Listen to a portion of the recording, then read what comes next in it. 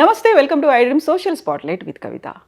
ఇటీవల రిలీజ్ అయినటువంటి ఒక సినిమా డైరెక్టర్ థియేటర్లో తన సినిమా చూడ్డానికి 10 మంది కూడా రాలేదంటూ బోరున ఏడుస్తూ తన చెప్పుతో తానే కొట్టుకున్నాడు. యాక్చువల్గా ఇలాంటి ఇన్సిడెంట్స్ అనేవి ఈ మధ్య కాలంలో చిన్న సినిమాలకు సంబంధించి ఎందుకని జరుగుతున్నాయి? ప్రమోషన్స్లో ఫెయిల్ అవుతున్నారా? రివ్యూస్ బాగా రావట్లేదా? లేకపోతే థియేటర్స్కి ప్రేక్షకులు వెళ్ళలేకపోతున్నారా? మనం ఒకవైపు పాన్ ఇండియా మూవీస్ అనుకుంటున్నాము, లేకుంటే రికార్డ్ కలెక్షన్స్ అనుకుంటున్నాము, అన్ని రికార్డ్స్ని బ్రేక్ చేసింది అనేటువంటి వార్తలు చూస్తూ చిన్న సినిమాల గురించి ఇలాంటి ఒక ప్యాథెటిక్ సిచ్యువేషన్ అనేది ఎందుకు కనిపిస్తోంది? మనతో పాటుగా ఉన్నారు తమ్మారెడ్డి భరద్వాజ గారు. సార్ నమస్తే.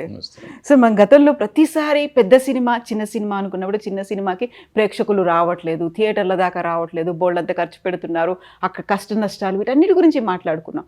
బట్ ఒక డైరెక్టర్ తన సినిమాకి ఎవరు రాలేదు, రివ్యూస్ మాత్రం చాలా బాగున్నాయి, బట్ ప్రేక్షకులు రావట్లేదు, ఎందుకని తనని తను అంత హింసించుకొని బాధపడ్డాడు? 50 ఏళ్ళ నుంచి చూస్తున్నామమ్మా. చాలామంది నా సినిమాలకు కూడా, అంటే మేము కొత్తగా వచ్చినప్పుడు సినిమా తీసే ప్రతి డైరెక్టరు ప్రాణం పెట్టే తీస్తాడు. అంటే ఆ సినిమా బాగుండొచ్చు, బాగోపోవచ్చు. ఆ సినిమా నేను చూడలేదు, నాకు తెలియదు. ఆ సినిమా కాదు, ఏ సినిమా అయినా తీసిన సినిమా మీకు నచ్చకపోవచ్చు, నాకు మాత్రం నేను ప్రాణం పెట్టి తీసినట్టే ఉంటుంది. నేను ఇది అంటే అందులో చిన్న సినిమాలు పర్టికులర్గా ఏమవుతుందంటే మొత్తం పెళ్ళం పుస్తితో సహా ఇంట్లో ఉన్న ఆస్తి అంతా పెట్టి సినిమా తీస్తారు. ప్లస్ టైం కూడా అట్లాగే వేరే ఉండదు కాబట్టి ఫినాన్షియల్, ఇప్పుడు పెద్ద డైరెక్టర్లు ప్రాణం పెట్టే తీస్తారు, బట్ వాళ్ళకి ఫినాన్షియల్గా బాగుంటారు కాబట్టి సండేలు హాలిడేస్ ఎంజాయ్ చేస్తూ ఉంటారు. వీళ్ళకి అది ఉండదు, ఈవినింగ్ లైఫ్లో ఎటువంటి ఇంకొనడానికి ఛాన్స్ లేదు. ఈ జీవితం అంతా సినిమా రిలీజ్ అయ్యి ఆడితే బాగుండనేది లైఫ్ వస్తుందని ఆశతో ఉంటారు. ఇప్పుడు ఈయన 10 మంది వచ్చారు, ఈయన చాలా అదృష్టవంతుడు. చాలామంది నోషోలు పడుతున్నాయి. ఈవెన్ పెద్ద సినిమాలు మీరు చెప్పే రికార్డ్ బ్రేక్ కలెక్షన్లు చేస్తున్న సినిమాలు కూడా నోషోలు పడుతున్నాయి ఇప్పుడు. మరి వాళ్ళు ఏమవ్వాలి? వాళ్ళంతా పెద్ద పెద్ద స్టార్స్ కదా, వాళ్ళు ఎవరితో ఏం చెప్తూ కొట్టుకుంటారు వాళ్ళు. సో ఇవన్నీ కాదు, మనం తీయటం వరకే మన బాధ్యత. తీసిన తర్వాత వాళ్ళు చూస్తారా చూడరా అంటే, మనం తీసిన కంటెంటు, మన కంటెంటు ఇంకోళ్ళ కంటెంటు దగ్గర దగ్గర ఒకే రకంగా ఉన్నా మనం ప్రజెంట్ చేసిన విధానం, అవతల వాళ్ళు ప్రజెంట్ చేసిన విధానాలు తేడా ఉంటాయి. అవతల వాళ్ళు చేసింది నచ్చి ఉండొచ్చు, మనం చేసింది నచ్చి ఉండకపోవచ్చు. లేదంటే అవతలది ఏదో దాంట్లో ఏదో గ్లామర్ ఉండి ఉండొచ్చు, మనలో ఉండి ఉండకపోవచ్చు. సో అట్లా రకరకాల సమస్యలు ఉంటాయి. అందుకని డిసార్టన్ అయిపోయి ఉండక్కర్లేదు. మళ్ళీ ఇప్పుడు దాన్ని మలయాళానికి వెళ్తాం, మలయాళంలో ఏమైనా చూస్తారు, మలయాళంలో పోయేవాళ్ళు అక్కడ పరిస్థితి అక్కడ ఎట్లాగే ఉంది. అక్కడ మనం చూసే సినిమాలు, అలాగే 100 సినిమాలు రిలీజ్ అయితే మనం 20 సినిమాలు చూస్తున్నాం ఓటీటీల్లో కానీ రిలీజుల్లో కానీ. మిగిలిన 80 సినిమాల సంగతి మనకు తెలియదు కదా. సో వాళ్ళేమవుతారు, వాళ్ళేం చెప్పుకుంటారు? మొన్న ఏదో ఓటీటీలో మలయాళం సినిమా చూసా, చాలా బాగుంది అనిపించింది. చెక్ చేస్తే 14 లక్షలు వచ్చింది, వాళ్ళు 6 కోట్లు పెట్టి తీశారంట. మరి ఆ డైరెక్టర్ ప్రొడ్యూసర్ ఏమైపోయి ఉండాలి? సో అదేం కాదు, డిసార్టన్ అవ్వకూడదు. ఫెయిల్యూర్స్ వస్తే సక్సెస్ వస్తుంది. ఎప్పుడు ఫెయిల్యూర్ లీడ్స్ టు సక్సెస్ అని చెప్తారు కాబట్టి అతను అనవసరంగా అంత కంగారు పడక్కర్లేదు. ధైర్యంగా మళ్ళీ మంచి సినిమా తీసుకోవచ్చు. అయితే వెరీ ఫస్ట్ ప్రాజెక్ట్ కింద తీసిన వాళ్ళు కొన్ని ఏళ్ల పాటు దాని మీద కృషి చేసి 2 ఏళ్ల పాటు సినిమా తీసిన తర్వాత అందులో కూడా ఏదో చిన్న చితక ఆర్టిస్టులు కూడా కాదు, మంచి నేమ్ అండ్ ఫేమ్ ఉన్న ఆర్టిస్టులు, కావలసినటువంటి ఎలిమెంట్స్ అన్నీ ఉన్న సినిమా రావట్లేదు, చూడట్లేదు అనేది రివ్యూస్ కూడా బాగున్నాయి అనుకున్న తర్వాత అంటే ఇక్కడ ప్రాబ్లం మీరు ఏంటంటే, తెలిసిన ఆర్టిస్టులు అనుకునేది పెద్ద భ్రమ. ప్యాడింగ్ పెట్టాను అనేది అంతకంటే పెద్ద భ్రమ. ఇప్పుడు ఒక్క హీరోలకు ఒక్కళ్ళకే ఫాలో అయిపోయింది. ఒక 2-3 సాయి పల్లవి లాంటి ఒకళ్ళిద్దరు హీరోయిన్లకి తప్ప హీరోయిన్లకి ఫాలోయింగ్ లేదు. టికెట్ దిగదు, ఒక టికెట్ కూడా ఎక్స్ట్రా దిగదు. హీరోలకి ఆ టాప్ 30 మంది ఉన్నారు హీరోలు, మొదట 3-4కి 50%, 60% టికెట్లు దిగుతాయి, కానీ మిగతా వాళ్ళకి 10 to 20% దిగుతాయి. వీళ్ళంతా పెద్ద హీరోలే. మిగిలిన హీరోలు ఇప్పుడు ఫర్ ఎగ్జాంపుల్ నా ఛానల్ కానీ మీ ఛానల్ కానీ మీకు ఫాలో అప్ ఉంది, నాకు ఫాలో అయిన ఉంది. మన ఇద్దరం సినిమా తీద్దాం, ఎవరిని వస్తారని చూద్దాం. అట్లీస్ట్ మన సబ్స్క్రైబర్స్ అన్న రావాలిగా, రారు. సో అది వేరు, ఇది వేరు. ఆ ఫాలోయింగ్ ఉంది కాబట్టి వాళ్ళు ఏదో చూసేస్తారు అనుకుంటే, ఇవాళ టాప్స్ హీరోస్ సినిమాలు ఈ సంవత్సరం అన్నీ ఫ్లాప్ అయినాయిగా. మరి అదేంటి? మళ్ళీ వాళ్ళు వెళ్తే జనం తండోపతండాలు, వాళ్ళ కోసం ప్రాణాలు ఇచ్చుకునే వాళ్ళు ఉన్నారు, రక్తం కోసుకునేవాళ్ళు, చేతులు కోసుకునేవాళ్ళు, మెడకాయ కోసుకునేవాళ్ళు ఉన్నారు. ఉన్న సినిమాలు ఆడతలేదు కదా, ఓపెనింగ్లు కూడా రావట్లేదు కదా, మరి వాళ్ళు ఏమైపోవాలి? అందుకని ఇట్లా అయ్యని కాదు. చిన్న సినిమా బతకాలి అనేది ఉంటుంది. ఆ తర్వాత మిగతా భాషల్లో చేసినట్టుగా ప్రయోగాలు కావచ్చు, ఒక కమర్షియల్ కాకుండా ఆర్ట్ ఫిల్మ్స్ అనేవి రావాలి, ఇలాంటివన్నీ మనం మాట్లాడుకుంటూ ఉంటాం. బట్ అది ప్రాక్టికల్గా మాత్రం వర్కౌట్ అవ్వదు ఎందుకు అని. వర్కౌట్ అవ్వట్లేదు? మీకు వచ్చింది మొన్న 35 వచ్చింది, 23 వచ్చింది, కోర్టు వచ్చింది, ఇవన్నీ ఆడినిగా సినిమాలు. మరి వాటికేంటి? దానికి సమాధానం లేదా? ఏదో కోర్టు అంటే నాని ఉన్నాడు, నాని ప్రొడ్యూసర్ అన్నారు. మరి నాని గారు యాక్ట్ చేసిన సినిమాలు ఆడతలేదు కొన్ని. ఇప్పుడు అన్నీ బాగానే ఉన్నాయి ఈ సంవత్సరం. అంతకుముందు లాస్ట్ బిఫోర్ ఇయర్ ఆయన చేసినవన్నీ పోయినాయి వరుసగా. దిల్ రాజు గారు పెద్ద ప్రొడ్యూసరు, మరి ఆయన సినిమాలు వరుసగా ఫ్లాప్ అయినాయి కదా. సితారా ఎంటర్టైన్మెంట్, విజయ్ దేవరకొండ చాలా పెద్ద హీరో, కింగ్డమ్ పోయింది, మరి వార్ ఎన్టీఆర్ పోయింది. అట్లా చెప్పుకుంటూ పోతే అదేది గేమ్ చేంజర్ రామ్ చరణ్ పోయింది. పోయినాయి కదా మరి. మరి ఈయనకి ఎందుకు అంత బాధ? ఇప్పుడు మనం జనంతో పాటు పోతున్నాం, నీళ్లు పోతాంటే నీళ్లు కొట్టుకుపోతూ ఉంటారు అంతే. మరి నిలదొక్కుని వెనక్కి రావాలి, ఎదురు స్విమ్ చేసి వస్తున్నారు వాళ్ళంతా. అందుకే నిలబడి మళ్ళీ హీరోలు వాళ్ళు మళ్ళీ నెక్స్ట్ సినిమాలు చేస్తున్నారు, మళ్ళీ అదే క్రేజ్ తెచ్చుకుంటున్నారు, నిలబడుతున్నారు. అది చెయ్యాలి తప్ప నేను చెప్తూ కొట్టుకుంటా చెప్పుకుంటాం, అది కరెక్ట్ కాదు. సో ప్రమోషన్స్లో భాగంగా వీళ్ళు చేస్తున్నటువంటి క్యాంపెయిన్లు కావచ్చు, ఇస్తున్నటువంటి ప్రసంగాలు కావచ్చు, అవి బూమరాంగ్ అవుతున్నాయి అనేటువంటి అనాలిసిస్లు కూడా వినిపిస్తున్నాయి. అవును, డెఫినెట్గా. అంటే ఎప్పుడు మనం సినిమా తీస్తాం, మనం ప్రేక్షకుల ఆదరణ, యాక్చువల్ ఒక రకంగా చెప్పాలంటే వాళ్ళు దయచేసి మన సినిమా చూడాలి. వాళ్ళు డబ్బులు పెట్టి చూస్తారు. సో మన మీద ఎంతో కొంత జాలో, దయ, క్షమ ఇటువంటివి ఉండాలి. వాళ్ళని మనం ఛాలెంజ్ చేయటం, నేను చించేసా, పొడిచేసా, చూడు నువ్వు సినిమా, ఈ సినిమాతో అంత చేస్తాం ఇండస్ట్రీది, ఎవరు చూస్తారు? లేకపోతే నేను కష్టపడ్డాను, నువ్వు చూడండి, నువ్వు ఎవరు పడతావు? నీ కోసం పడుతున్నావు, నా కోసం పడతలేదు కదా. నేనెందుకు చూడాలి? నువ్వు కష్టపడితే నేను చూడాలని రూల్ ఎక్కడుంది? చూడలేదు అనే పదం వాడకూడదు. చూస్తారు, వాళ్ళకి నచ్చితే చూస్తారు. మరి ఇప్పుడు నేను చెప్పిన సినిమాలను చూశారుగా, అట్లాగే చూస్తారు ఇవి కూడా. అంతేగాని ఊరికి మనం ఇంకోటి రకంగా మాట్లాడకూడదు. సక్సెస్ అంటే దానికి యాక్చువల్గా ఇచ్చే మీనింగ్ ఏంటి సార్? జనాలు ప్రేక్షకులు వచ్చి చూడడమా, లేకుంటే కమర్షియల్ హిట్ అవ్వడమా, రివ్యూస్ బాగుండడమా? రివ్యూస్ అనేది అసలు పట్టించుకోకూడదమ్మా. రివ్యూస్ నమ్మకూడదు కూడా నా ఉద్దేశంలో. నేను నమ్మను, నేను ఎవరిని నమ్మొద్దు అంటాను. ఎందుకంటే రివ్యూ అనేది ఒక ఇండివిజువల్. ఇప్పుడు క్రిటికల్ రివ్యూస్ ఎక్కడ పెద్దగా లేవు, అది ఒక్కళ్ళిద్దరు తప్ప క్రిటికల్ రివ్యూ చేయరు. ఏదో దానికి వాళ్ళ ఆలోచన విధానం ప్రకారం రాస్తారు తప్ప అది లేదు. బట్ జనం చూసిన సినిమాలే గొప్ప సినిమాల కింద లెక్క, కమర్షియల్గా వచ్చిన సినిమాలే. ఇప్పుడు నేను చెప్పిన సినిమాలన్నీ మరి డబ్బులు బాగా వచ్చినాయి. బలగం దగ్గర నుంచి లెక్కేసుకుంటాను. బలగం దగ్గరే కాదు, చాలా సినిమాలు ఉన్నాయి చెప్పుకుంటాం, పేర్లు గుర్తుండి సాగు. జాతిరత్నాలు ఎవరున్నారు? ప్రొడ్యూసర్ అంటారు. మరి అదే ప్రొడ్యూసర్ వేరే సినిమాలు తీసినప్పుడు ఎన్ని ఫ్లాప్ అవ్వలేదు?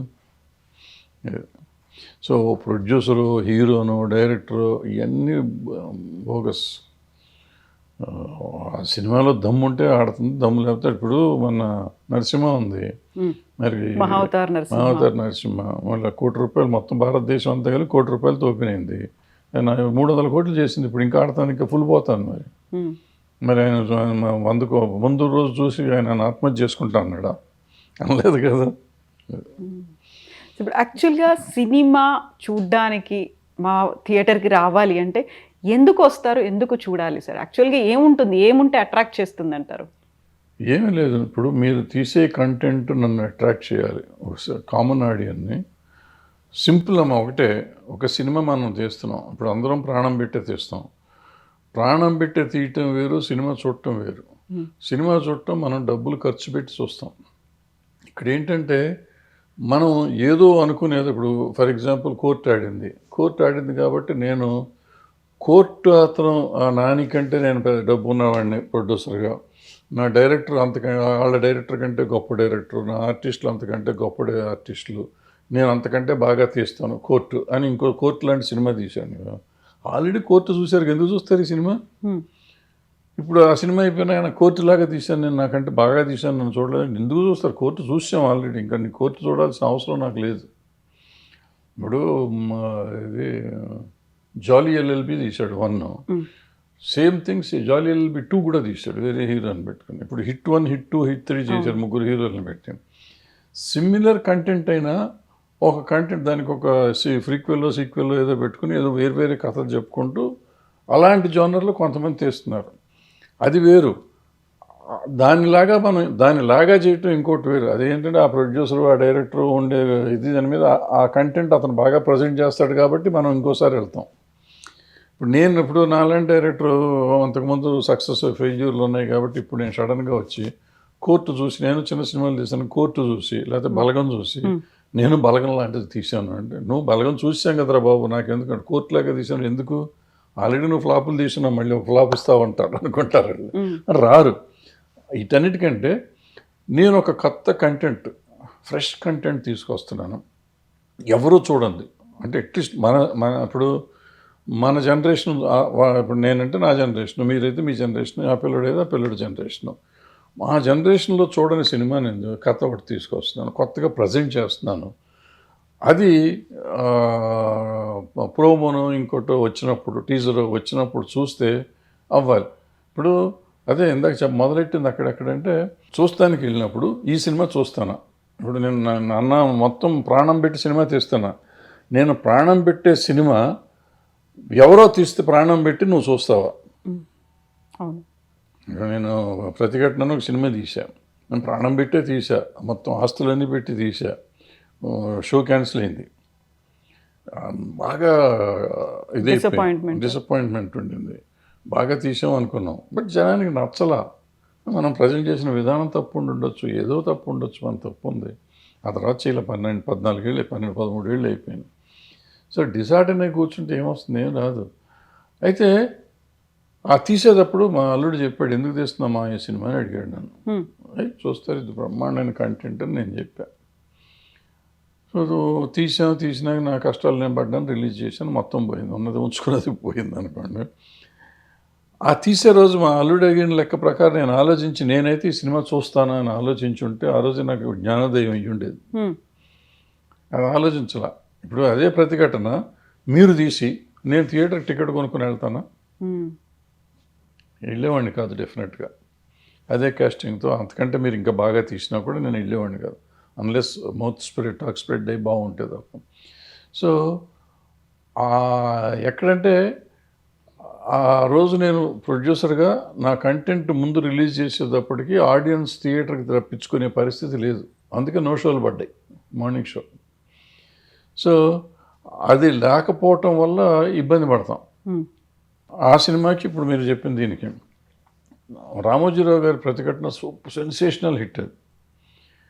సో మళ్ళీ ఒక ప్రతిఘటన తీస్తున్నామంటే అంతకంటే గొప్ప కంటెంట్ లాగానే కనపడి ఉండాలి, ఎవరికి కనపడలా. మనం ఇచ్చిన ప్రమోషన్ కానీ అది కానీ, పాపం చార్మి ప్రమోషన్ విపరీతంగా చేసింది, అయినా కానీ వర్కౌట్ అవ్వాలి మనకి. ఇప్పుడు ఇతను తీశాడు బార్బరిక్కుడు, త్రిబాణధారి బార్బరిక్ ఏదో తీశాడు. సో అది ఆ పేరు అన్నా అట్రాక్ట్ చేయాలి జనాన్ని, లేదా అతను ఇచ్చిన ప్రోమోస్ అన్నా ఎక్స్పైర్ చేయాలి. అతను మనసు పెట్టి ప్రాణం పెట్టి ప్రమోషన్ చేశాడు అని అనుకుంటున్నాడు, అది రీచ్ అవ్వాలిగా ఆడియన్స్కి. ఇప్పుడు ఒక ఎక్స్ హీరో, నెంబర్ 1 హీరో చేశాడు, ఆయన ఏమీ చేయక్కర్లా, బొమ్మ కూడా రిలీజ్ చేయక్కర్లా, అతని కోసం అతని ఫ్యాన్స్ దాన్ని ప్రమోట్ చేసుకుంటుంటారు, లక్షల ఫ్యాన్స్ ఉంటారు. మనకి ఎవరు ఉండరు, మనకు 10 మంది కూడా ఉండరు మన నమ్మేవాళ్ళు. సో ఎవరు చెప్తారు ఎందుకు వైరల్ అవుతుంది మనది? ఇప్పుడు అతనిది ఏదో సాంగ్ వైరల్ అయింది అంటాడు, సాంగ్ వైరల్ అయింది, సాంగ్ బ్రహ్మాండంగా ఉంది, వైరల్ అయింది, కానీ ఇది ఎందుకు వైరల్ అవుతుంది? ఈ సినిమా ఇప్పుడు ఇందాక మనం చెప్పినట్టు మనకి సబ్స్క్రైబర్స్ ఉన్నారు, సినిమా తీస్తే వాళ్ళు వస్తారా? గతంలో సాంగ్ నిధి వైరల్ అయింది, ఈ సినిమాకి ఎందుకు రావాలి? నువ్వు అలాంటి సాంగ్ లవ్ స్టోరీ తీసుంటే ఏమో వచ్చేవారేమో, ఎందుకంటే నువ్వు దాంట్లో ప్రూవ్ చేసుకున్నావు, ఆ సాంగ్లో నువ్వు బ్రహ్మాండంగా తీయగలవు, మ్యూజికల్ సెన్స్ ఉంది, ప్రజెంటేషన్ సెన్స్ ఉంది అని జనానికి తెలుసు.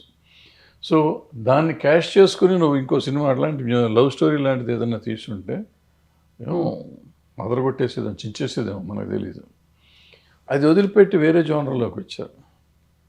వేరే జోనర్లోకి వచ్చేటప్పటికి ఆ జోనరు జనానికి ఎక్కే పరిస్థితి ఉందో లేదో ముందు అసలు రిలీజ్ అయింది చాలామందికి తెలియదు. మా పుట్టల్లో ఊరికి సినిమాల గురించి మాట్లాడే వాళ్ళకన్నా తెలియాలి కదా, వాళ్ళకి కూడా తెలియని పరిస్థితి ఉంది.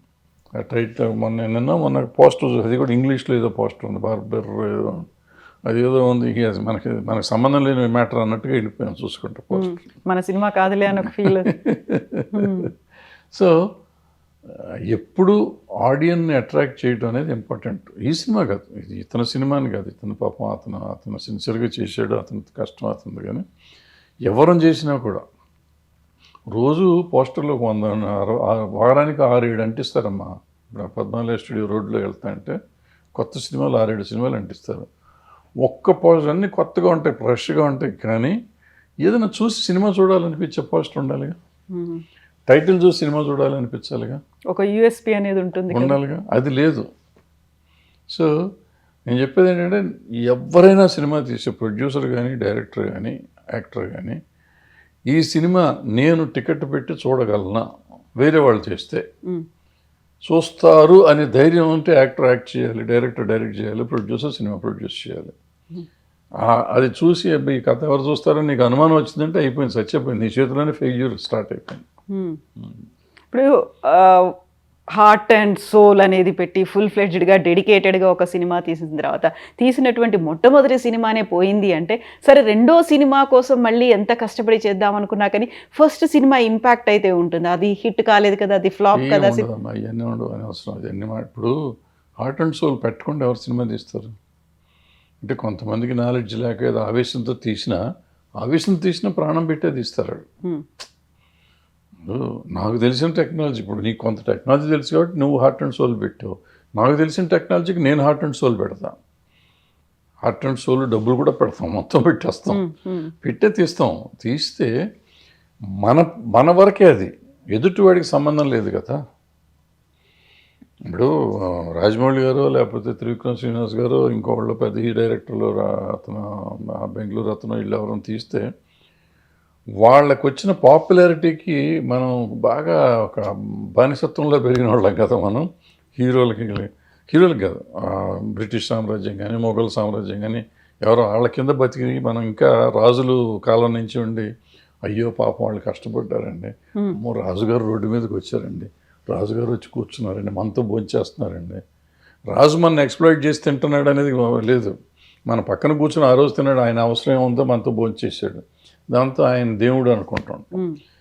సో ఆ బానిసత్వ పోకడలు ఇంకా మనకి పోక ఈ ఫ్యాన్ఫేర్ అని చెప్పి వాళ్ళకి ఇదైపోయి, అబ్బాయి ఎంత కష్టపడ్డారు 3 ఏళ్ళు. అదే 3 ఏళ్ళు మరి ఇతను కష్టపడ్డాడుగా, అతను 2.5 సంవత్సరాలు 3 సంవత్సరాలు కష్టపడ్డాడు. మరి నిజంగా అతను అడిగినట్టు 30 మంది అడిగాడు పాపం, 10 మంది కాదు 30 మంది రావచ్చు కదా అని అడిగాడు. నిజంగా ఇల్లు ఉండొచ్చు కదా. వాళ్ళకేమో అమ్మో 3 ఏళ్ళు 4 ఏళ్ళు కష్టపడ్డారు మనం వెళ్ళాలని చెప్పి థియేటర్ 3,000 టికెట్ అని 4,000 టికెట్ అని వెళ్ళారు కదా. ఇతను మళ్ళీ 150 రూపాయల టికెట్ కదా, 30 మంది వెళ్ళొచ్చు కదా. వెళ్ళా అంటే ఏదైనా content is the king. Content వాళ్ళకి నచ్చాలి. కంటెంట్ ఈజ్ ద కింగ్ అంటే కంటెంట్ మన పాయింట్ ఆఫ్ వ్యూలో బ్రహ్మాండమైన కంటెంట్ అది. బట్ ఎదుటివాడి పాయింట్ ఆఫ్ వ్యూలో ఎదుటివాడిని అట్రాక్ట్ చేసిందా లేదా, వాడి ఇది ఎక్స్పెక్టేషన్ కూడా కాదు, వాడి దీన్ని క్యాచ్ చేసామా లేదా, వాడి అటెన్షన్ క్యాచ్ చేసామా లేదా, అవతల వాడి అటెన్షన్ క్యాచ్ చేసే ప్రోమో మీరు పెట్టగలిగితే ఉంటుంది. ఇప్పుడు ఈ సోకాల్డ్ ఫ్లాప్ సినిమాలు అన్నీ ఉన్నాయి కదా పెద్ద హీరోలు, వాళ్ళకి బ్రహ్మాండం ప్రోమో అంటారు. బ్రహ్మాండం అయితే ఓపెనింగ్లు రాకుండా ఉండవు. ఏమవుతుంది, వీళ్ళంతా కమర్షియల్ సినిమాలు 3 రోజుల కోసం సినిమాలు తీస్తున్నారు. ఆ 3 రోజుల కోసం ఆ యాక్షన్ సీన్లు, కొట్టుకోటాలు, రక్తపాతం, మంచి పంచ్ డైలాగులు వేసుకుని చేస్తున్నారు కాబట్టి ఓపెనింగ్ వస్తుంది అనుకుని చేస్తున్నారు. అది 3 రోజులకి వాళ్ళు ఎయిమింగ్ 3 days. వీళ్ళు ఎయిమింగ్ 3 days కాదు, వీళ్ళు 1 yearకి గేమ్ చేయాలి. ఇప్పుడు కోర్టులాగా 4-5 వారాలన్నా ఆడాలి, లేకపోతే ఇప్పుడు నరసింహలాగా ఆడాలి, ఆ సినిమా ఆడాలి. అట్లా ఆలోచించుకొని తీయాలి సినిమా. మనకు వాళ్ళకి వచ్చింది కదా, 400 కోట్లు వస్తే మనకు 2 కోట్లు వస్తే చాలు, మనం ఖర్చు పెట్టింది వస్తే చాలు అనుకోకూడదు. మనం బాహుబలిని కొట్టాలి, మనం RRRని కొట్టాలి, మనం పుష్పాన్ని కొట్టాలి.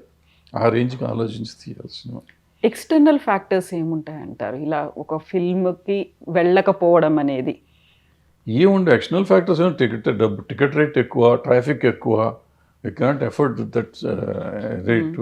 ఇప్పుడు ఫ్యామిలీని తీసుకుని మిడిల్ క్లాస్ వెళ్ళలేరు. మిడిల్ క్లాస్కి ఓ ఎక్స్ హీరో సినిమాలో, ఎక్స్ డైరెక్టర్ సినిమాలో చూస్తానికి ఇంట్రెస్ట్ ఉంటుంది. సో నెలకు ఒక సినిమాకి దే కెన్ ఎఫర్డ్.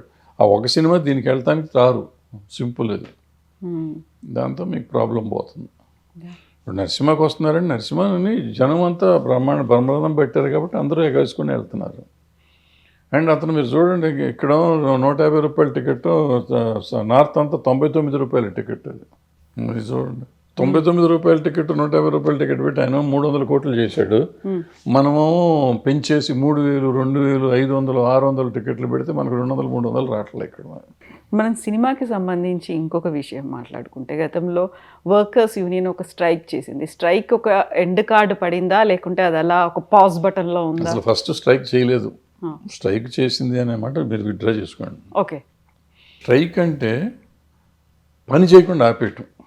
ఇప్పుడు మన కెమెరామెన్ ఉన్నాడు, ఆయనకి మనం ఏదో ఎక్స్ట్రా జీతం ఇస్తున్నాం. నేను రేపటి నుంచి వస్తాను సార్, నాకు మీరు జీతం పెంచట్లేదు 2 ఏళ్ల నుంచి, ఈ రోజు పెంచితే వస్తాను లేకపోతే రానన్నాడు. స్ట్రైక్ డిమాండా? Is demanding something. Is ready to work, but is ready asking, demanding hike. నువ్వు హైక్ ఇస్తే పని చేస్తున్నాడుగా, అప్పుడు స్ట్రైక్ అవ్వదు కదా. నువ్వు ఇవ్వకపోతే నువ్వు ఆపుతున్నావు. అతనికి ఎట్లా డబ్బులు అడిగే హక్కు ఉందో మనకి సినిమా ఆపే హక్కు ఉంది. నేను ప్రొడ్యూసర్గా, పెట్టుబడిదారుగా నాకు హక్కు ఉంది. సో నేను ఆపేశాను. ఇప్పుడు నేను స్ట్రైక్ చేసినట్ట కాదు, పెట్టుబడిదారుగా నాకు హక్కు ఉంది. సినిమా తీస్తే లేకపోతే లేదు, నా ఇష్టం. సో వీళ్ళు సినిమా తీయలేదు, వాళ్ళు చేయలేదు. వాళ్ళు డబ్బులు ఇచ్చినట్టు చేశారు. వాళ్ళు ఎంతమంది డబ్బులు ఇస్తే అంతమందికి పని చేశారు. స్ట్రైక్ అని ఉంటే షూటింగ్ జరిగి ఉండకూడదుగా, టోటల్గా షూటింగ్ లాగి ఉండాలి. బట్ వాళ్ళు ఎప్పుడైతే ఇది చెప్పారో 18 షూటింగ్, ఫస్ట్ డే 20, 16, 12 జరిగినాయి. సెకండ్ డే 18 జరిగినాయి. 3వ రోజు ప్రొడ్యూసర్లు ఏం చేశారు, అవుట్డోర్ యూనిట్లకు లెటర్ రాసి అవుట్డోర్లు చేయొద్దు, యూనిట్ పంపొద్దన్నారు. యూనిట్ లేకుండా షూటింగ్ చేయలేరు కాబట్టి ఆగిపోయినాయి. బట్ అవి కూడా ఒక్కరోజు ఆగినాయి. 2వ రోజు నుంచి మళ్ళీ 4వ రోజు నుంచి మళ్ళీ మెల్లిగా 4-5 షూటింగ్లు స్టార్ట్ అయిపోయింది. అంటే కొంతమంది ఛాంబర్లో లేని వాళ్ళు, ప్రొడ్యూస్ కౌన్సిల్తో సంబంధం లేని వాళ్ళు యూనిట్లు ఇవ్వటం మొదలెట్టారు, వీళ్ళు షూటింగ్ చేసుకోవటం మొదలెట్టారు. జరిగినాయి. సో ఎవరు స్ట్రైక్ చేయలేదు, అందరూ చేశారు. మీ ఇష్టం. సో మరి ఇప్పుడు అది క్లియర్ అయిపోయిందా? కాల్ ఆఫ్ చేశారా, లేకుంటే స్టిల్ ఇట్ ఈస్ ఆన్ అంటారా? It's on, 100% it's on.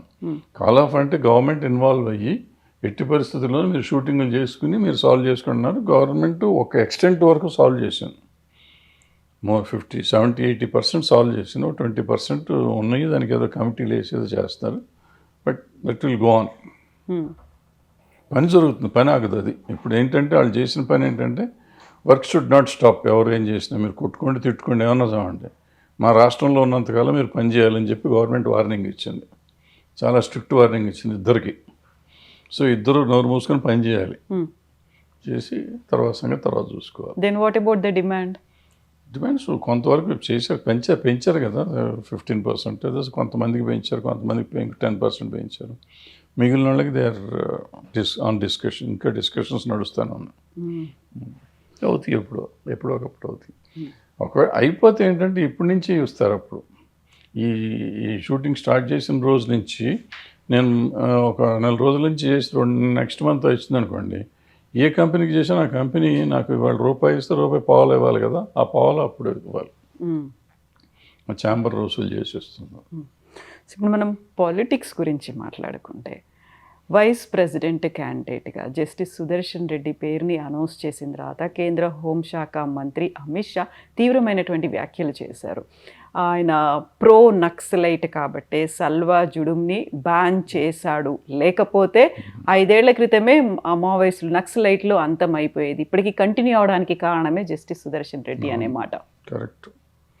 Gandhi దేశానికి ద్రోహం చేశాడు, నెహ్రూ దేశానికి ద్రోహం చేశాడు. వాళ్ళిద్దరూ లేకపోతే అఖండ భారత్ ఉండేది మన దేశంలో అని కూడా అమిత్ షా చెప్పాడు కదా.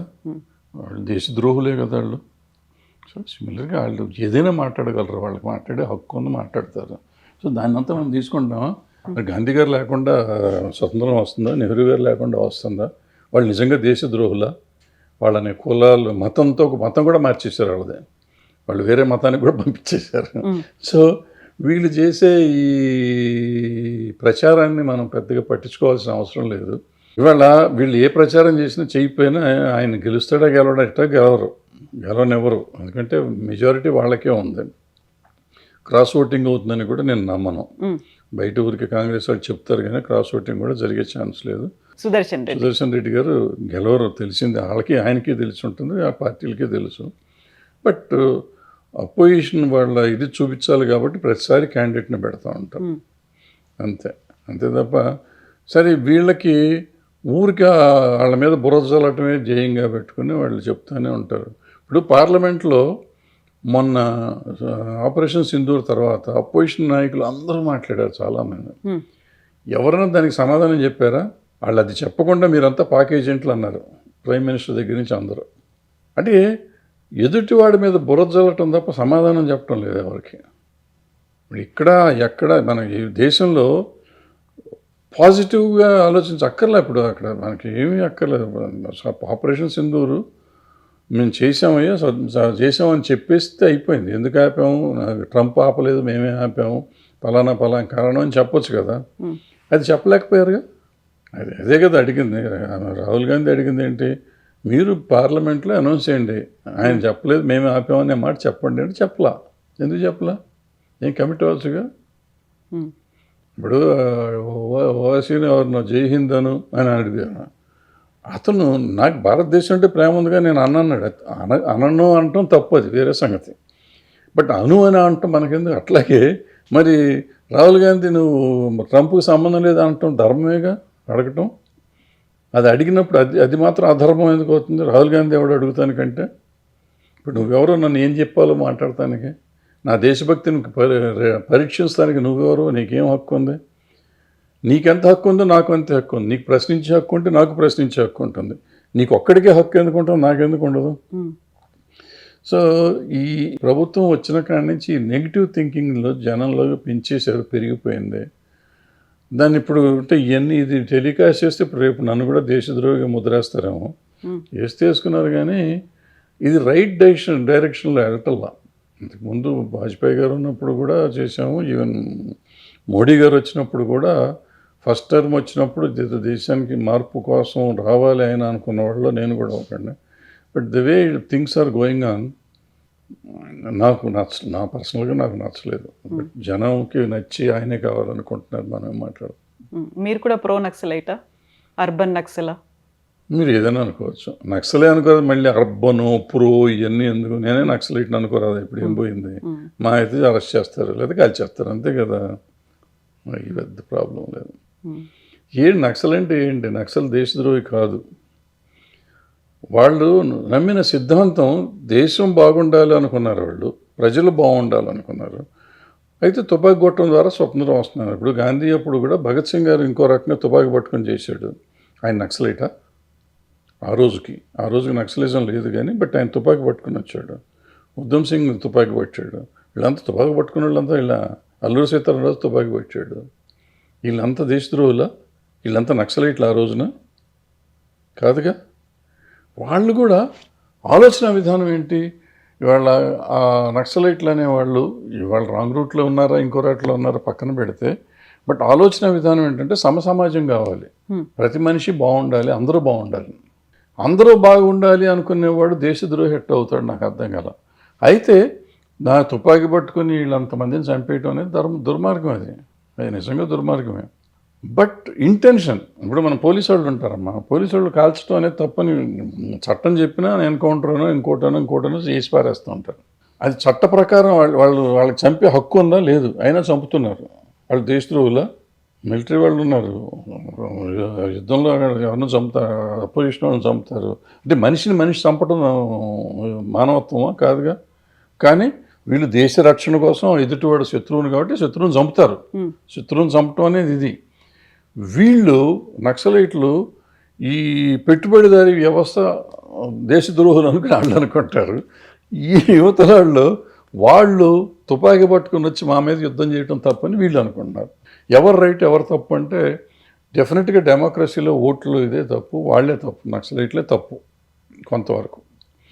వాళ్ళకి ఇది ఉన్నా కానీ దానికి ఒక పద్ధతి ఉంటుంది, ఇది ఉంటుంది, అంతే తప్ప ల్యాండ్ మైన్స్ పెట్టి దొరికినట్టు పోలీసులు they are doing their duty చేసే వాళ్ళని చంపటం. సల్వాజుడం అప్పుడు అంతమందిని చంపేశారు, అది అన్యాయంగా. చిన్న చిన్న పిల్లలు చచ్చిపోయారు, ఆ రోజు 300 మంది చచ్చిపోయారు. దుర్మార్గం అది. అంటే అంత మానవత్వం లేకుండా చేయటం అనేది నక్సలైట్లు చేయటం. ఏదో ఒకళ్ళు అలా పొరపాటును చంపటాన్ని క్షమించవచ్చు, కానీ ఆ సల్వాజుడం వాళ్ళని చంపిన ఇది మాత్రం క్షమించకూడదు అన్నమాట. సో బట్ ఇంటెన్షన్ తప్పు కాదు కదా, తప్పు ఈ చంపటం తప్పు, కానీ వాళ్ళ ఆలోచన విధానం సరైన పందాలో లేదు అనేది చూడాలి. సో నక్సలిజం పోవాలి అంటున్నారు, పోవాలి, ఎందుకంటే చంపుతున్నారు కాబట్టి పోవాలి. సో ఆలోచన విధానం అంటే బ్యాలెట్ కాదు కావాల్సింది బుల్లెట్తోనే అనేటువంటిది. ఇప్పుడు తుపాకులు పట్టుకుని అడవుల్లో తిరగడం కావచ్చు, లేకుంటే అభివృద్ధికి వ్యతిరేకంగా మాట్లాడడం కావచ్చు, మీరు చెప్పినట్టుగా పోలీసుల్ని కావచ్చు, ప్రజాప్రతినిధుల్ని అంత క్రూరంగా చంపేయడం. అప్పుడు ఎందుకని మాట్లాడలేదు ఇలాంటి ప్రో నక్సల్ భావజాలం ఉన్నవాళ్ళు, లెఫ్టిస్ట్ బ్యాక్గ్రౌండ్ ఉన్నవాళ్ళు అనేది కూడా వినిపిస్తోంది. ఒకవేళ జస్టిస్ సుదర్శన్ రెడ్డి కనుక అలాంటి తీర్పుని ఇవ్వకపోయి ఉంటే ఎప్పుడో అంతమైపోయేది అనే మాట. ఇప్పుడు కూడా ఆపరేషన్ కగారని చేపడుతున్నారు కాబట్టి. ఆయన ఏమిచ్చాడు? ఆపరేషన్ కగారు గవర్నమెంట్ చేస్తున్న ఇదమ్మా, ఇది ఒక ప్రైవేట్ సైన్యాన్ని నడిపించారు. సల్వాజుడం అనేది it's not a government funded అయితే అయ్యి ఉండొచ్చు. ఇప్పుడు బింద్రేన్వాలా కూడా గవర్నమెంట్ ఫండెడ్ రకంగా చెప్తే, బింద్రేన్వాలా కూడా గవర్నమెంట్ ఫండెడే. ఆయన ఇందిరాగాంధీని చంపాడు, ప్రైమ్ మినిస్టర్ని చంపేశారు. సో ఎప్పుడైనా తప్పు, బింద్రేన్వాలాది ఎంత తప్పు, సల్వాజుడం కూడా అంతే తప్పు. అప్పుడే కాంపింగ్ చేయండి. ఇప్పుడు వీళ్ళు గార్డ్స్ ఏమంటారు వాళ్ళు, పోలీస్ స్పెషల్ ఫోర్స్ను గ్రే హౌండ్స్ వాళ్ళ టీం పెట్టారు కదా, గ్రే హౌండ్స్ వాళ్ళు చేసుకుని పని చేసుకుంటారు, అది చేయమనండి. బట్ మధ్యలో వీళ్ళు ఎట్లా వచ్చారు? ఇప్పుడు మనలాంటి పని, ఇప్పుడు అక్కడ కూడా ఇలాంటి పొరపాటే జరుగుతుంది నక్సలైట్లో కూడా. కొంతమంది శత్రుత్వంతో కానీ, లేకపోతే తిండి లేక కానీ, భోజనం కానీ, అంటే ఒక ఆలోచన విధానంతో దాన్ని ఏమంటారు, సిద్ధాంతాన్ని నమ్మి వెళ్ళి తుపాకీ పడతాం వేరు, అవసరం కోసమో లేకపోతే ఇంకో దీంతోనే వెళ్ళటం వేరు. ఇక్కడ పోలీసులు కూడా వాళ్ళు డ్యూటీలో వెళ్తున్నారు. డ్యూటీలో వెళ్ళటం వాళ్ళని తప్పు పట్టకూడదు. మనం సల్వాజుడం అనేది ఏంటంటే వేరే మనం ప్రైవేట్ ఆర్మీని తయారు చేసి ఆర్మీని వాళ్ళ మీద వదిలిపెట్టాం. అది ఆర్మీని తయారు చేయడం ఎంత తప్పు అంటే, మన సైడ్ నుంచి మనం సామాన్యుల్ని తీసుకెళ్ళి దాంట్లో వాళ్ళకంటే ఎందుకు వచ్చారు దాంట్లో సల్వాజుడం అంటే దేశాన్ని ఉద్ధరిద్దామని వచ్చిన వాళ్ళు చాలా తక్కువ. అందులో వచ్చిన వాళ్ళు ఎవరో ఎక్కువ మంది ఆ రోజుకి పని దొరుకుతుంది, డబ్బులు వస్తాయి, ఫ్యామిలీకి డబ్బులు ఇవ్వచ్చు అనే ఉద్దేశం, తుపాకులు ఇస్తారు, ఓ థ్రిల్ ఉంటాం, సినిమా హీరోలు అవ్వచ్చు అని అనుకున్నారు, లేవండి రకరకాల కారణాలతో వచ్చారు. బట్ వాళ్ళ ప్రాణాలు ఎట్ స్టేక్, సల్వాజుడంలో ఉన్న వాళ్ళ ప్రాణాలు ఎట్ స్టేక్. అంటే నక్సలైట్లు కాలుస్తారనే కదా. ఇప్పుడు పోలీసులు వెళ్తా అంటే పోలీసులు ముందు వీళ్ళు వెళ్తామో, లేకపోతే వీళ్ళే డైరెక్ట్గా వెళ్ళటమో చేస్తే వీళ్ళు చచ్చిపోతారు కదా. ఇవ్వటం అనేది దేశం తప్పుగా, అది ఆయన చెప్పి ఉంటాడు. నేను అనుకోట, ఆయన జడ్జిమెంట్ నేను చదవలేదు, నాకు తెలీదు, నా పాయింట్ ఆఫ్ వ్యూ నేను చెప్తున్నా. సో ఇప్పుడు ఎలక్షన్స్ అనేవి దగ్గరకు వస్తున్నాయి. ఓన్లీ ఒక 3 days మాత్రమే ఉంది. September 7th అనేది ఎలక్షన్ జరుగుతుంది. ఏమవుతుంది? అట్లాగా వాళ్ళే గెలుస్తారు, గెలుస్తారు. మెజారిటీ ఉన్నప్పుడు గెలుస్తానికి ఏముందమ్మా, ఎవరు వెళ్తారు? క్రాస్ ఓటింగ్ జరగదు. ఒక ఓటు 6 ఓటు ఎగ్గొడతారు. క్రాస్ ఓట్ చేసే ధైర్యం ఎవరో చేయరు. ఎగ్గొడతారు తప్ప ఓట్లకి రాకుండా, కానీ ఓటు వేయకుండా ఉండొచ్చు, కానీ వేసి క్రాస్ చేస్తారని నేను నమ్మను. ఊరికి అనుకుంటారు వీళ్ళు క్రాస్ ఓటింగ్ అవుతుందని. I don't think so. మనం ఇంటర్నేషనల్గా ఉన్నటువంటి పాలిటిక్స్, జియో పొలిటికల్ ఇష్యూస్ గురించి మాట్లాడుకుంటే, ట్రంప్ మన మీద టారిఫ్లు అనేవి పెంచాడు. 50% పెంచిన తర్వాత మనం ఇమ్మీడియట్గా చైనా, రష్యాతో కలిసి ఒక బైలాటరల్ ఒప్పందాలు కావచ్చు, లేకుంటే కలిసి ముందుకు వెళ్ళాలి అనేది, మనల్ని ఏనుగులతో పోలుస్తున్నారు అమెరికన్ ఎకానమిస్టులు. వాళ్ళు ర్యాట్స్తో పోల్చుకుంటున్నారు, ఎలుకల్లా ఉన్నాం అనుకుంటుంటే, చైనా అధ్యక్షుడు ఏనుగులు అండ్ అక్కడ ఉన్నటువంటి డ్రాగన్స్, ఎలిఫెంట్స్ అండ్ డ్రాగన్స్ కలిసి పని చేయాలి, ముందుకు వెళ్ళాలి అనేటువంటి మాట. సో ట్రంప్ తీసుకున్నటువంటి స్ట్రాటజీ కావచ్చు, going ahead with the new ఏమంటారు స్నేహం, సంబంధాలు ఏమనిపిస్తున్నాయి మీకు? ఇప్పుడు ఇందాక మీరు అడిగిన ప్రశ్నకి దీనికి లింక్ పెట్టండి ముందు. నక్సలైట్లు అంటే ఒక రకంగా చైనా సిద్ధాంతాన్ని నమ్మినవాడు. మరి వాళ్ళని ఏమో ఇక్కడ చంపుతూనే ఉంటున్నాం, మళ్ళీ చైనాతో ఎట్ట కలుస్తారు మీరు? మొన్నటిదాకా పాకిస్తాన్ వచ్చినప్పుడు మన యుద్ధం ఆపరేషన్ యుద్ధం సింధూర్. చేసినప్పుడు చైనా వాళ్ళు చేస్తున్నారు ఇదంతా, వాళ్ళే వెనకాల ఉన్నారు అన్నాం, వాళ్ళ వస్తువులు కొనొద్దన్నాం, వాళ్ళని బాయ్కాట్ చేయమన్నాం, చైనాని ఇక్కడి నుంచి ఎలగొడదాం అన్నాం. ఇన్ని మాటలు చెప్పిన మనం మళ్ళీ చైనాతో ఎట్ట కలుస్తాం? ఎందుకు కలుస్తున్నాం? ట్రంప్ మనవాడని చెప్పి ట్రంప్ని తీసుకొచ్చి అబ్కీ బార్ ట్రంప్ అన్నాడు మోడీ గారు అంతకు లాస్ట్ ఎలక్షన్లో, గెలవలేదనుకోండి. ఆ, ఈయన పాకిస్తాన్ వెళ్ళాడు, ఈయన ఎవరు ట్రంప్ మన మోడీ గారు ఒకసారి నవాజ్ షరీఫ్ బర్త్డేకి వితౌట్ నోటీస్ కరాచీలో విమానం దిగాడు ఆయన. సో మనం ఇంటర్నేషనల్ ఏదో మనం ఆయన అంబాసిడర్ ఫర్ ఇంటర్నేషనల్ దీన్ని అఫేర్స్ అన్నట్టుగా మోడీ గారు తిరుగుతూ ఉంటారు. ఏది నమ్మాలి ఏది నమ్మక్కర్లేదు మనం, ఏది కరెక్ట్ ఏది తప్పు అంటే డబుల్ స్టాండర్డ్స్ మనకు అయిపోతున్నాయి. ఇక్కడేమో నక్సలైట్లు కమ్యూనిస్టులు అనే వాళ్ళని చంపేయాలి, కమ్యూనిస్ట్ ఉండకూడదు దేశంలో అంటారు. అక్కడేమో కమ్యూనిస్ట్ దేశాలు బట్ మాజీ కమ్యూనిస్టులైన సోవియట్ రష్యా కానీ ప్రజెంట్ కమ్యూనిస్టులైన చైనాతో కానీ మనం కలుస్తూ ఉంటాం. నక్సలైట్ల మీద కదా ఎజెండా అనేది, నక్సలైట్ అంటే కమ్యూనిస్టులే కదమ్మా, నక్సలైట్ అనేది వేరే పార్టీ కాదు. నక్సలైట్లు కమ్యూనిస్ట్ పార్టీ, మార్క్సిస్ట్ లెనినిస్ట్ ఏదో ఉంటుంది దాంట్లో, మావోయిస్టో ఏదో ఉంటుంది కదా. వాళ్ళు ఎప్పుడైనా కమ్యూనిస్ట్ కాదన్నారా? మేము కమ్యూనిస్టులం కాదు, మాది వేరే పార్టీ అని ఎవరైనా చెప్పారు మీకు? చెప్పలేదు కదా. సో మనకి స్టాండర్డ్ లేదు, ఆలోచన విధానం లేదు. మనం అనుకున్నది ఇప్పుడు ఏంటంటే కావాలి, వాళ్ళకి కావాలి, మనకి కావాలి. ఇక్కడ ఏంటంటే అవసరం, మనం మెటీరియలిస్టిక్ వరల్డ్లో ఉన్నాం. మనకి ఏది అవసరం అయితే దాన్ని ఏది మనకు కావాలంటే అది తీసుకుంటాం, ఏది అక్కర్లేదంటే అక్కర్లా. మరి అదే కాంగ్రెస్లో గాంధీ గారు దుర్మార్గుడు, నెహ్రూ దుర్మార్గుడు, పటేల్ దేవుడు అయిపోతాడు మళ్ళీ. ఆయన పటేల్ గారు చూస్తేనో 52 ఫస్ట్ ఎలక్షన్కే లీడ్ అయినా. ఈ భారతదేశం బిల్డ్ అయిన టైంలో పటేల్ గారి పాత్ర లేదు అసలు యాక్చువల్గా. 52తో ఆయన అయిపోయింది, ఆయన చాప్టర్ క్లోజ్ అయిపోయింది, ఆయన చచ్చిపోయారు ఆయన. మరి ఆయన దేవుడు అని చెప్తున్నాం. మరి అంటే ఇప్పుడు ఈ 70 ఏళ్ళు కాంగ్రెస్ చేసిందంత అన్యాయం అయితే, అన్యాయం చేసిందో చేయలేదో పక్కన పెడితే ఈ డెవలప్మెంట్ అంతా ఎక్కడిది? ఇవాళ ఈ పరిస్థితికి చేసి ఈ 15 ఏళ్లలోనే వచ్చిందా? ఈ మోడీ గారు వచ్చిన 12 ఏళ్లలోనే భారతదేశం మారిందా? అంతకుముందు చరిత్ర లేదు అసలు మనకి. అంతకుముందు అసలు ఎక్కడ ఉండేవాళ్ళం? బ్రిటిష్ వాళ్ళు వెళ్ళిపోయినప్పుడు మన పరిస్థితి ఏంటి, మన దేశంలో పౌరుడి పరిస్థితి ఏంటి, 2014లో ఈ గవర్నమెంట్ వచ్చేటప్పటికి మన పరిస్థితి ఏంటి ఆలోచించాలి కదా. వాట్ ఎవర్ డెవలప్మెంట్, బ్రహ్మాండం వాళ్ళు దేవుళ్ళు అని నేను అన్నాను. సో ఎప్పుడూ చేస్తారు. ఇప్పుడు ఇళ్ళు చాలా మంచి పని. ఇప్పుడు ట్రాన్స్పోర్టేషన్ బ్రహ్మాండంగా చేశారు వీళ్ళు వచ్చినాక. మరి ఆ రోడ్స్ కానీ కొన్ని పనులు వీళ్ళు బ్రహ్మాండంగా చేశారు, చేయలేదని అన్నా. అంటే వాళ్ళు చేశారు. మనం ఏమనాలంటే ఎవరినైనా మంచి చేసింది మంచి అని ఒప్పుకునే పరిస్థితి ఉండాలి. ఎంతసేపు ఎదుటివాడిని దుర్మార్గుని చేసి మనం కవర్ చేసుకుంటానికి ప్రయత్నం చేయటం అనేది తప్పు. అది ఇప్పుడున్న నాయకులు అందరూ చేస్తున్నారు, అన్ని పార్టీలు. ఆంధ్రలో చూడండి, ఆంధ్రాలో కూడా అదే పరిస్థితి నడుస్తుంది, ఇక్కడ అదే పరిస్థితి నడుస్తుంది. ఏదో ఎంతసేపు గతం వాళ్ళని తిట్టుకుంటూ పోవటం, వాళ్ళని తిట్టుకుంటే వీళ్ళని ఎవరు అడగరు కదా. నువ్వేం చేస్తున్నావయ్యా అంటే వాడేం చేశాడండి, గతంలో నాశనం చేశాడు. గతం సంగతి ఆడు నాశనం చేశాడు కదా, ఆయన పంపించేసాం మేము వాళ్ళని పంపించి మిమ్మల్ని తీసుకొచ్చింది ఎందుకు? వాళ్ళు నాశనం చేశారని నువ్వు మళ్ళీ అదే స్టోరీ మాకు చెప్తావు ఎందుకు? ఎలక్షన్ ముందు నువ్వు ఏదే చెప్పేవాడు దుర్మార్గుడు, నేను నమ్మి ఓటేసాం, నువ్వు వచ్చావు, ఇంకా వాడు దుర్మార్గుడు అని చెప్పలేదు. నువ్వు చేస్తానన్నా చెయ్యి, నువ్వు ఎందుకు చేయలేదంటే ఆడు దుర్మార్గుడు కాబట్టి ఇప్పుడు చేయట్లేదు, అప్పుడు దుర్మార్గం చేస్తే ఇప్పుడు ఎందుకు చేయట్లేదు? సో ఇప్పుడు తీసుకుంటున్నటువంటి స్నేహ సంబంధాలు కావచ్చు, సరికొత్తగా అవుతున్నటువంటి బయలాటరల్ ఒప్పందాలు భవిష్యత్తు ఎలా ఉంటుంది అనుకుంటున్నారు? బాగుంటుంది, ఏముంటుంది, బాగానే ఉంటుంది, బ్రహ్మాండంగా ఉంటుంది. మన ప్రోగ్రెస్ ఎవరున్నా ఎవరు పోయినా ఎవరు వచ్చినా ఆగదు, జరుగుతూనే ఉంటుంది, ముందుకు వెళ్తూనే ఉంటుంది.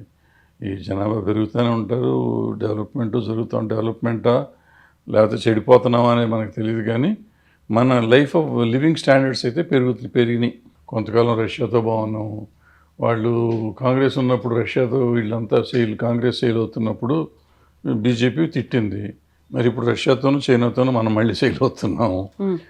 సో ఇప్పుడు వాళ్ళు సామ్రాజ్యవాదం అంటున్నారు కాంగ్రెస్, అమెరికా సామ్రాజ్యవాదం అని మొదటి నుంచి చెప్తానే ఉన్నాం కదా మనం. అది అప్పుడు కాంగ్రెస్ వాళ్ళు అదే చెప్పారు, వీళ్ళు అదే చెప్పారు. సో మన అవసరాలకి మనం మారుతూ ఉంటాం. బట్ ఆల్ సైడ్ ఎవరు ఏమి చెప్పినా చెప్పకపోయినా ఏం జరిగినా జరగకపోయినా ఒక డెవలప్మెంట్ అనేది వస్తూనే ఉంటుంది, ఏదో ఒక రకంగా జరుగుతూ ఉంటుంది, అది ఆగదు. ట్రంప్ వాళ్ళు ఉంటాడు, రేపు పోతాడు, మళ్ళీ ఇంకో ఆల్రెడీ సంవత్సరం అయిపోతుంది, ఇంకో 3 ఏళ్ళు అయితే ఆయన పోతాడు, ఇంకోటి ఎవడో వస్తాడు. అప్పుడు సిస్టమ్ అప్పుడు మారితే మళ్ళీ మనం అటు పార్టీ మారుస్తాం. మామూలే కదా ఇవన్నీ. సో పెద్ద పట్టించుకోక్కర్లేదు. సో భారతదేశానికి సంబంధించి ఇప్పుడు మనం సరికొత్త ఒక కూటమిలాగా ఏర్పాటు అవుతోంది అనేటువంటి భావన, అనాలిసిస్లు ఇవన్నీ కనిపిస్తున్నాయి. గతంలో ఇంతలా కనిపించలేదు రష్యా, చైనా అనేది భారత్తో ఉండడం అనేది. అందులోనూ అమెరికా టారిఫ్లు పెంచిన తర్వాత మనం లొంగుతాము అనుకుంటే లొంగలేదు. But we are emerging as super power. ఒక ఏషియన్ కంట్రీస్లో 3-ముగ్గురు కలిస్తే అనేటువంటి సరికొత్త వార్తలు కూడా వినిపిస్తున్నాయి ఇప్పుడు. అదే మన పబ్లిసిటీను ప్రమోషన్స్, ఇందాక సినిమాల ప్రమోషన్స్ అనుకున్నట్టు ప్రమోషన్. ఆఫ్రికాలో వచ్చిన దేశం ఆయన ఎవరో ఉన్నాడు, బంగారం ఇవ్వకపోతే చంపేస్తానంటే తిరగబడ్డాడు. అతనికంటే గొప్పవాళ్ళం మనం. ఆ దేశం వాళ్ళు మొత్తం అమెరికా నుంచి ఒక బాంబు వేస్తే దేశమే నాశనం అయిపోతుంది. మన హైదరాబాద్ అంత ఉండే దేశం అది. వాడు ధైర్యంగా తిరగబడ్డాడు, వాడు గొప్పడు. మనకి ఇంత పెద్ద దేశం తిరుగుబాటు ఉంది, మనకు కాదనుకుంటా కాదు. అండ్ మనకి వీళ్ళంతా వాళ్ళు అక్కడ సపోర్ట్ చేస్తున్నారు, వాళ్ళని చైనా, రష్యా సపోర్ట్ చేస్తుంది అక్కడ కూడా. సో వాళ్ళ సపోర్ట్ తర్వాత వచ్చింది, ముందే అతను తిరగబడ్డాడు ఒంటరిగా. 20 మన అంత బెదిరించలేదు ట్రంప్. వాళ్ళకి 48 అవర్స్లో నువ్వు ఉంటావా సస్తావా అనే లెవెల్లో బెదిరించాడు. బంగారం ఇస్తావా సస్తావా అని, ఏదో పాతకాలం డెకాయిట్లు బెదిరించినట్టు బెదిరించాడు. మరి అతను తిరగబడ్డాడు కదా, దేశాన్ని కాపాడుకున్నాడు కదా, కాపాడుకుంటున్నాడు కదా. సో ఎవరైనా నాయకుడు అతని బాధ్యత, మనకు నాయకుడిగా మనం ఎన్నుకున్నాక ఆయన దేశాన్ని కాపాడుతాం అనేది బాధ్యత. అంటే అతను ఒక్క డెసిషన్ తీసుకుంటాడా, క్యాబినెట్ తీసుకుంటుందా, మిలిటరీ కలిసి తీసుకుంటుందా అనేది నాకు తెలియదు, మనకు అంత విజ్ఞానం లేదు. బట్ ఆ కలెక్టివ్గా దేశాన్ని కాపాడుకోవటం క్యాబినెట్ బాధ్యత. సో కాపాడగానే వీళ్ళైతే మొగాళ్ళు, లేకపోతే మిగిలిన వాళ్ళు మొగాళ్ళు కాదు అనుకోవటం కాదు. ఇటువంటి పరిస్థితి వచ్చినప్పుడు ప్రతి పౌరుడు కూడా కలుస్తాడు అవసరం వచ్చినప్పుడు. సో ప్రతి భారతీయుడు ఈ తిరుగుబాటు అనేది ఏదైతే ఉందో ఇది ప్రతి భారతీయుడి కింద మనం కన్సిడర్ చేయాలి, ఒక నాయకుడి కింద మనం కన్సిడర్ చేయకూడదు. అంటే ప్రతి భారతీయుడికి ఒక ఆత్మాభిమానం కానీ దేశభక్తి కానీ ఉంది కాబట్టి మనం అందరిది అనేది అనుకోవాలి. వీళ్ళందరూ సపోర్ట్ ఉంటుంది. సో రష్యా, చైనా ఉంటుంది, వస్తాయి డెఫినెట్గా. వాళ్ళకేంటంటే ఇప్పుడు అమెరికాకి తర్వాత చైనా ఉంది, నెంబర్ 1 అయ్యే ప్రమాదం కూడా ఉండింది. అది అవుతుందో ఇప్పుడు మనం ఇండియా వస్తామా అనే ఒక అది కూడా డిస్కషన్లో ఉండింది. సో ఈ పరిస్థితుల్లో వాళ్ళకి వాడిని దెబ్బ కొడతాం అవసరం. అండ్ భారతదేశం ఎంత డెవలప్ అవుతుందో దేవుడి వరకు, కానీ ఈ మన దగ్గర ఉన్న పర్చేసింగ్ పవర్ ఎక్కడ లేదు ప్రపంచంలో. ఈ అమెరికా సరుకులు కానీ చైనా సరుకులు కానీ ఇండియా కొన్నంత ఎక్కువ ప్రపంచంలో ఎవరు కొనరు. సో మనతో బాగుంటానికి ఎవడైనా ట్రై చేస్తాడు.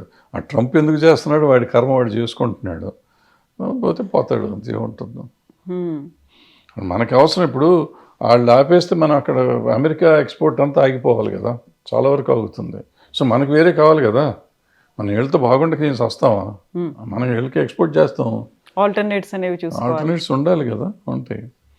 సో అవతలోడు ఏంటి అని మెయిన్ పెద్ద ఫోర్స్లు ప్రపంచంలో నెంబర్ 1, నెంబర్ 2 ఫోర్స్ అది. సో దాన్ని కలుస్తానికి తప్పు లేదు, కరెక్ట్ కూడా. బట్ చైనా నమ్మదగినటువంటి మిత్రుడేనా అనేటువంటి ఒక వాదన కూడా. ఎవడైనా నమ్మదగ్గ మిత్రుడేనమ్మా, ఎవడు ఏమి చేయడు. ఇప్పుడు పూర్వకాలంలో రాజ్యాలు లేవు ఇక్కడ. ఇప్పుడు చైనాను ఊరికే మనం అంటాము, చైనానో రష్యానో పాకిస్తానో ఏదైనా అనుకోండి, ఏం చేస్తారు వచ్చి మన వాళ్ళ దేశాన్ని వాళ్ళు ఏలుగు చేస్తానికి కష్టంగా ఉంది ప్రస్తుతం.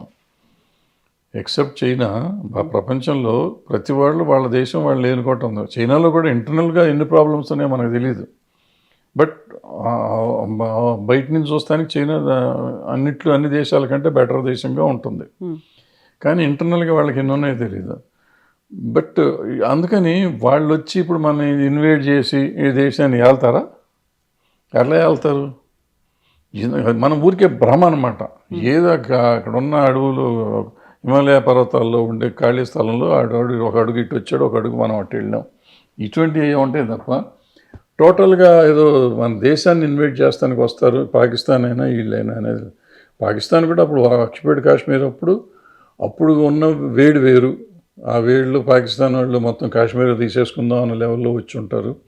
ఇప్పుడు అంత ధైర్యం చేయరు. ఏదో అక్కడ ఏంటంటే ఈ టెర్రరిస్ట్ గ్రూప్స్ ఎక్కువైపోయినాయి. అక్కడ రాజ్యం లేదు. పాకిస్తాన్కి వాళ్ళ సరైన నాయకత్వం లేదు. వాళ్ళలో ఈ టెర్రరిస్టులు ఇప్పుడు మనకి నైజాం నవాబ్ ఉన్నప్పుడు రజాకారులు ఎట్లాగో ఇప్పుడు అక్కడ వీళ్ళంతా ఉన్నారు. వాళ్ళు గ్రూప్స్ ఉన్నాయి కొన్ని టెర్రరిస్ట్ గ్రూప్స్, అవి కంట్రోల్ చేస్తున్నాయి. సో మిలిటరీ రూల్ దాని మీద ఎవడెవడో పిచ్చి పిచ్చి నిర్ణయాలు తీసుకుని ఇటువంటి చిన్న చిన్న ఇవి చేసి మనల్ని దెబ్బేస్తే అయిపోయింది. మొన్న సింధూర్కి వీళ్ళు కరెక్ట్గా చేసేసి ఇంకో 4 రోజులు చేసి ఉంటే మొత్తం పాకిస్తాన్ మన చేతిలో ఉండేది, అఖండ భారత్ అయిపోయి ఉండేది. మరి మోడీ గారికి ఎవరు చెప్పారో ఎందుకు చెప్పారో ఆపేసాడు ఆయన. లేకపోతే అఖండ భారత్లో ఉండేవాళ్ళం, వాళ్ళు మాట్లాడుకోవటం అఖండ భారత్లో మాట్లాడుతూ ఉండేవాళ్ళం. ఇక్కడ మన వాడిని మన రిప్రజెంటేటివ్ ఒకరిని పెట్టి నడిపిస్తూ ఉండే పని దేశం. సో మీరు కూడా కోరుకుంటున్నారా అఖండ భారత్ కావాలని? అఖండ భారత్ మన ఎవడైనా మనం థ్రెటన్ చేసిన వాడిని మనం లేపేయాలి, తప్పదు. ఇప్పుడు ఇందిరాగాంధీ ఆ రోజు చేసింది కదా, మరి చేసి చూపించిందిగా. 90 మందిని మనం వార్ ప్రిజనర్స్ని తీసుకొచ్చి రిలీజ్ చేశాం కదా. కరాచీ దాకా వెళ్ళాం కదా, ఇటు సైడు అటు సైడ్ బంగ్లాదేశ్ తిరిగి వాళ్ళకి వేరే వాళ్ళకి ఇచ్చేసాం కదా. అంటే మన దగ్గర లేదు, వీళ్ళు మేమే చేసాం, ఆపరేషన్ సింధూరే మనం చేసింది, ఇంతవరకు ప్రపంచంలో ఎవడో చేయలేదు భారతదేశం. ఎవరు చేయకపోతే బంగ్లాదేశ్ ఎక్కడి నుంచి వచ్చింది? 90,000 మంది వార్ ప్రిజనర్స్ని ఎందుకు రిలీజ్ చేసాము, ఎట్లా రిలీజ్ చేసాము, వార్ ట్రీటీ ఎందుకైంది పాకిస్తాన్తో? సో ఎవరు చేయలేదంటే ఇప్పుడు నమ్ముతున్నారు. విచిత్రం ఏంటంటే కళ్ళ ముందు కనపడుతున్న నిజాలను కూడా నమ్మలేని పరిస్థితుల్లో మనాళ్ళు ఉండి ఇందిరాగాంధీ ఏమీ చేయలేదు, మానిక్ షా చేశాడు. నిజమే, ఒక నిమిషం మానిక్ షానే చేశాడు, ఇందిరాగాంధీ చేయలే. మరి ఇప్పుడు ఆపరేషన్ సింధూర్ మోడీ చేశాడా, ఆయన ఆర్మీ వాళ్ళు చేశారా? అంటే వీళ్ళు చేస్తేనో వాళ్ళు చేసినట్ట. ఒకవేళ ఆర్మీ వాళ్ళు చేసినా మోడీ గారు చేసిన ఆపరేషన్ సింధూర్ ఆపటం ఫెయిల్యూర్ ఆఫ్ దిస్ కంట్రీ నేను నమ్ముతున్నాను. చేసుంటే మొత్తం ఇందిరాగాంధీ లాగా మొత్తం తీసుకొచ్చేసి మనకి వాళ్ళు అఖండ భారతం చేస్తుంటే బాగుండేది. చేయలేకపోయారుగా, ఎందుకు భయపడ్డారో తెలియదు మనకి, ఆపేశారు. సో రాజ్యం అన్నాక ప్రైమ్ మినిస్టర్ ఆఫ్ ఇండియా కానీ లేకపోతే ఏమంటారు క్యాబినెట్ కానీ they are responsible. Various reasons ఉంటాయి. ఇప్పుడు మనకు నేను అన్న ఆవేశంతో ఉన్న రీజన్ ఉండగా వాళ్ళకి ఏదో ఒక ఆలోచన ఉండి ఉంటుంది, ఎందుకు ఆపేశారో తెలియదు వాళ్ళు, బట్ ఏదో ఒక ఆలోచనతో ఆపేసి ఉంటారు వాళ్ళు. సో మనకు తెలియదు, మనకున్న ఆవేశంతో ఎందుకు చేశారు కదా, ఈజీ కదా, ఎందుకు తీసుకురాలేదు అంటున్నాం మనం. బట్ అక్కడ ఉన్న కండిషన్స్ ఏంటో మనకు తెలియదు కదా. అందుకని ఊరికే బ్లేమ్ చేయటం అనేది మానేయాలి మనం ఏదైనా. వాళ్ళు అన్నారు కాబట్టి నేను అంటున్నా, అసలు అనవసరం మనకెందుకు. మన దేశాన్ని మనం బాగున్నామా లేదా, మన దేశాన్ని మన వాళ్ళు కాపాడుతున్నారు సైనికులు, అవసరం అయినప్పుడు పోరాడాల్సి వచ్చినప్పుడు మనకు శక్తి చూపిస్తున్నారు, చాలు, వీఆర్ హ్యాపీ, అంతవరకే. Yes sir, thank you so much sir, thank you. And for more videos, Please subscribe to iDream. Please subscribe to iDream. Please subscribe iDream. And please subscribe to iDream. For more videos, subscribe to iDream. please like, share and subscribe to the channel. Congratulations, iDream. Subscribe to iDream. Subscribe to iDream. So subscribe to iDream Media. iDream ki iDream team andarki huge congratulations. Please subscribe iDream Media. Please subscribe to iDream. Subscribe iDream. Please subscribe to iDream. iDream అంటే నా కళల ఛానల్ను subscribe చేసుకున్న నోరు తిరుగుతలేదు, మీరైతే గంట గుర్తు కొట్టండి. For more such videos, please subscribe to iDream. Subscribe to iDream. Please subscribe to iDream. Please subscribe iDream Media. Please do subscribe to iDream. Please subscribe to iDream Media. For best entertainment and information, please subscribe iDream. And don't forget to subscribe to iDream.